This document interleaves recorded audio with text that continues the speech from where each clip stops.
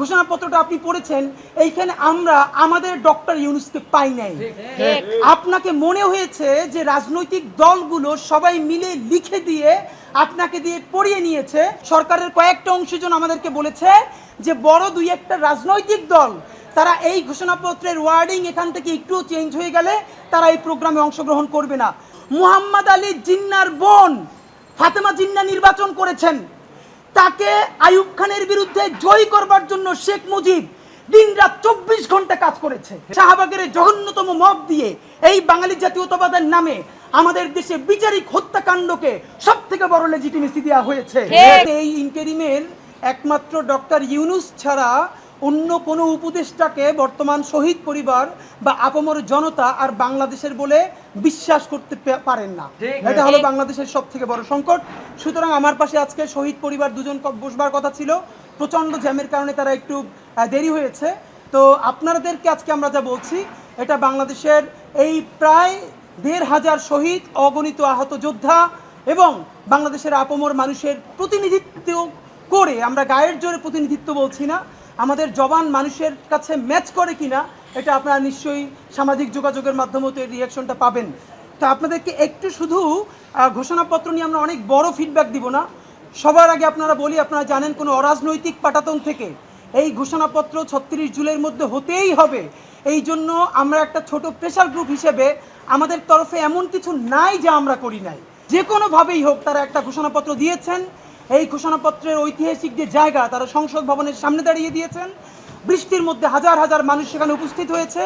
অসাধারণ রাজনৈতিক সমঝোতা হয়ে বাংলাদেশের ফ্যাসিবাদ বিরোধী লড়াইয়ে সকল রাজনৈতিক দলের নেতৃবৃন্দ সেখানে তার পাশে ছিলেন, শহীদ পরিবার ছিলেন। এই উদ্যোগটার জন্য আমরা তাদেরকে ধন্যবাদ জানাতে চাই।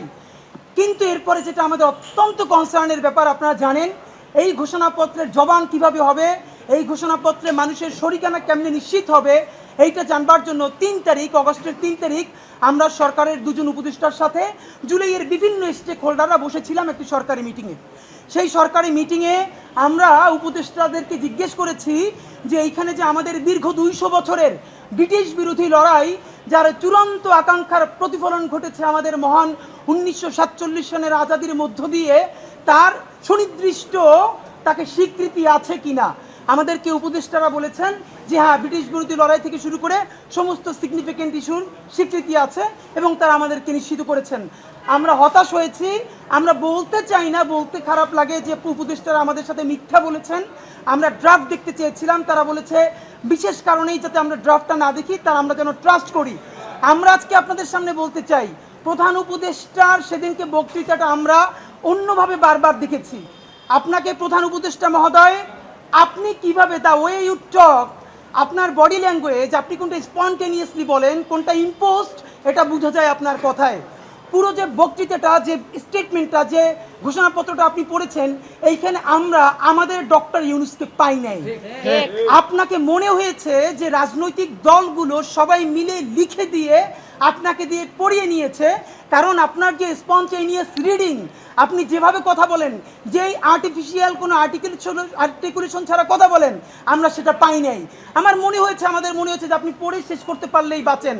আপনাদেরকে প্রথমে বলতে চাই, এই যে রাজনৈতিক দলগুলো আছে, আপনারা তো এই ঘোষণাপত্র বারবার দেখেছেন।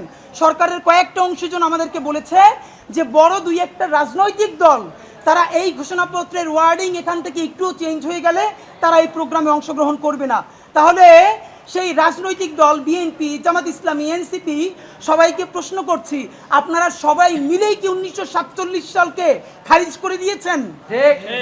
দুইজনে উত্তর দিতে হবে। ডক্টর ইউনূস সাহেব, আপনাকে বলতে হবে, দীর্ঘ ২০০ বছরের লড়াই, সেই ২০০ বছরের কতগুলো ইভেন্ট, সেই পলাশী থেকে শুরু করে আমাদের সেই সিপাহী বিপ্লব, এরপরে আমাদের কত কর্তা সত্তা, আমাদের কত জীবন, আমাদের পূর্বপুরুষ গাছের সাথে ফাঁসিতে ঝুলেছে এই আজাদির জন্য। আমাদের মঙ্গল পাণ্ডেরা, হাজী শরীয়তুল্লাহ, আমাদের তিতুমির, হাবিলদের রজবালি, তাদের রক্ত ঝরেছে।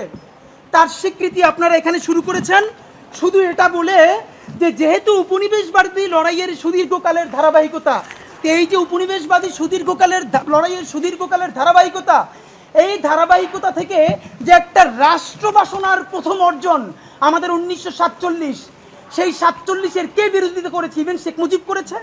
৭১-এর যারা আমাদের হিরো, তারাও কি ১৯৪৭ সালে রাষ্ট্রের কেউ বিরোধিতা করেছে? মুহাম্মদ আলী জিন্নার বোন ফাতেমা জিন্না নির্বাচন করেছেন। তাকে আইয়ুব খানের বিরুদ্ধে জয় করবার জন্য শেখ মুজিব দিনরাত 24 ঘন্টা কাজ করেছে। মুহাম্মদ আলী জিন্নার মৃত্যুর পরে তারা গড়াগড়ি দিয়ে কেঁদেছে, অসমাপ্ত আত্মজীবনী পড়েন। তাহলে এই যে বাঙালি জাতীয়তাবাদের ন্যারেটিভ, যেই বাঙালি জাতীয়তাবাদ গল্প শুরু করে 71 থেকে এর আগে 200 বছরের কোনো লড়াই নাই, যেই বাঙালি জাতীয়তাবাদ বলে যেখানে পাহাড়ি, বিহারি, বাঙালি, হিন্দু, মুসলিম, বৌদ্ধ, খ্রিস্টান সবাই মিলে বাঙালি হয়ে যাবে, এখানে আর কোনো জাতিসত্তার আর কোনো পরিচয় নাই। এই যে জাতিবাদী রাজনীতি, সবাইকে বাঙালি করে তোলা, সেই বাঙালি করে তোলবার সর্বনিকৃষ্ট ফলাফল হয়েছে শাহবাগের জঘন্যতম মব।